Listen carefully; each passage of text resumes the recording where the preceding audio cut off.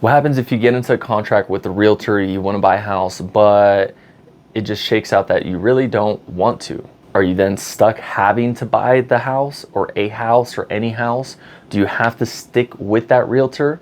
Let's answer those questions now. So number one, if you decide you do want to buy, you get with the realtor, you sign a contract with the realtor for them to be your realtor.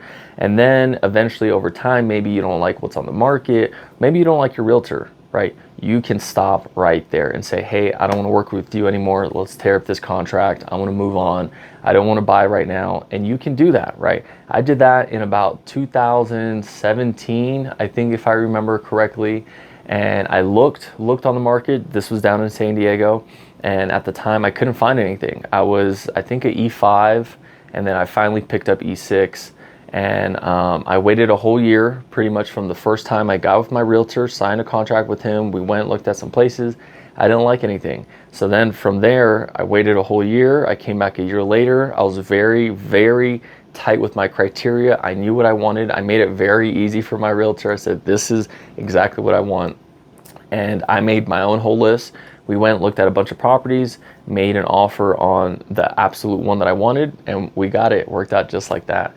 Now, if I didn't want to continue working with my realtor, right, we always have a contract that explicitly states we can tear up this contract at any time. If you don't want to work with me, then I don't want to force that, right? If you don't want to work with me, I necessarily shouldn't be working with you, right? So you should be able to tear up the contract and move on from there.